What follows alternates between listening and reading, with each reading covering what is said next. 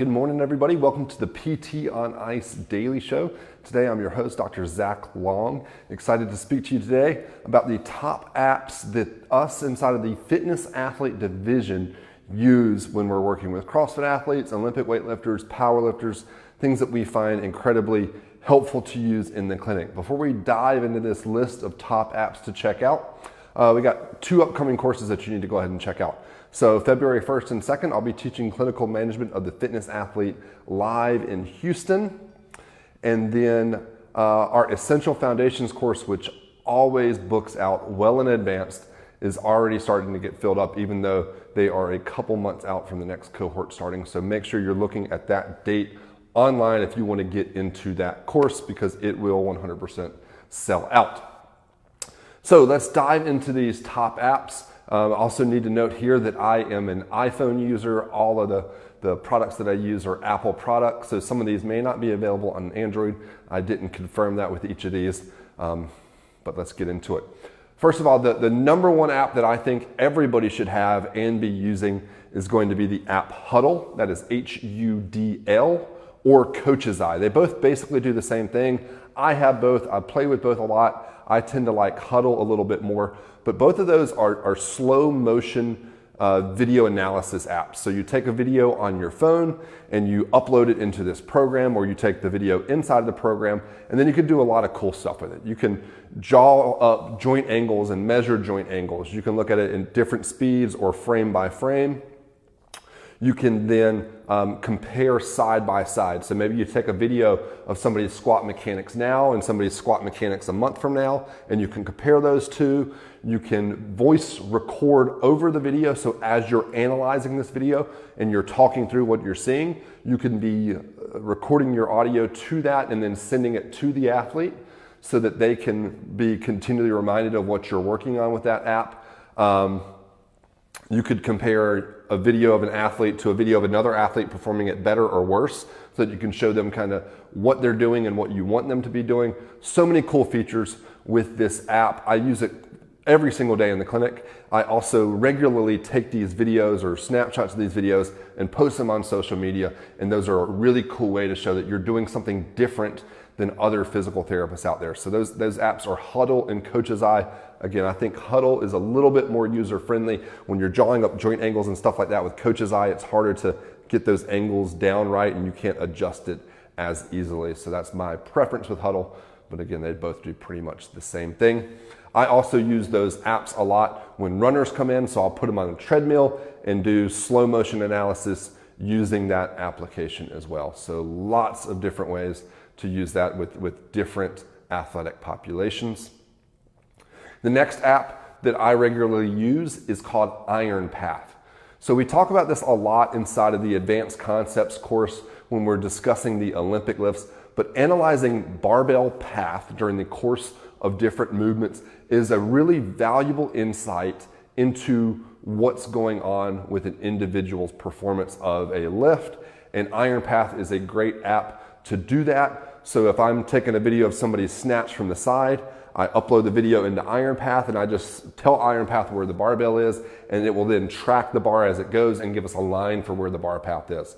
I'll then regularly take that video and put it inside of Huddle and let that be part of my video analysis process. But the Iron Path app is really easy to use. There's another app that does that as well. It's called Kilo, K-E-E-L-O. Kilo does bar path, but it also changes the color of the bar path as you move to basically show acceleration of the bar simultaneously. That is a newer app. There are a few glitches with it. It's a little bit harder to use. So typically I use Iron Path, but I also use Kilo a good bit as well.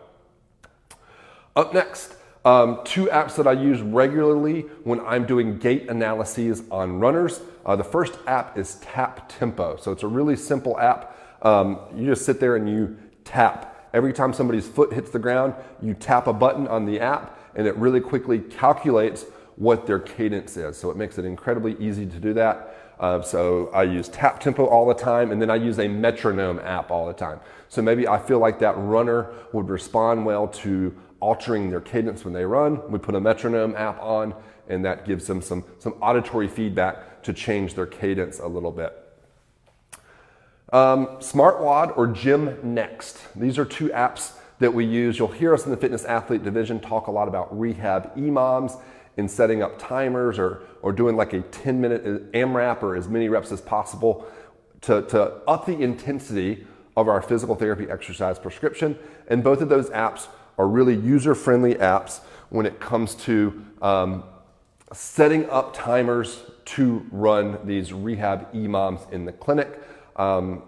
It sounds super simple, but a lot of apps that are used for timers in the CrossFit world are more complicated or don't work as well as you think they would for being such a simple concept. The SmartWOD timer and Gym Next are two excellent ones that are very easy to set up and adjust. Up next, two apps that we recommend all the time. We've done a lot of podcasts on heart rate variability, where we discuss how this concept of heart rate variability gives us an insight into kind of whole body recovery, how the nervous system is responding to training and to life. And the two apps that we regularly recommend here are HRV for training, as in heart rate variability, the number 4 training, and Whoop. So Whoop has a wristband and an app, and it costs anywhere from $12 to $30 a month, depending on how long of a subscription you take. I love Whoop. I think it gives us a lot of really valuable information to use. More often than not, from a finances standpoint, I end up suggesting HRV for training to my patients. It only costs $10. You buy it once, you have it for life.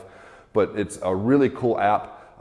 Basically, in the morning, you wake up, you put your finger on your smartphone camera, and then it measures your heart rate variability, and you input some subjective data and some training information, and it prepares this readiness score to kind of tell you how intensely you can get after exercise that day. Is it a day where you need to focus more on recovery? Is it a day where you can go a little bit harder?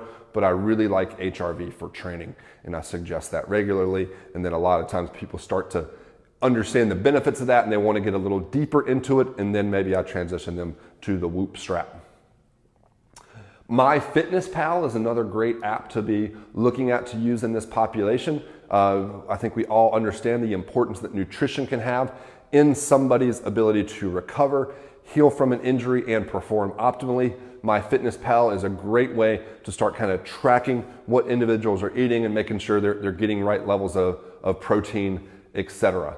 So MyFitnessPal is where I typically go if we need to give somebody an application for that. And then the final app that I regularly use with the fitness athlete population is there are various apps out there that allow you to calculate your 1 rep max.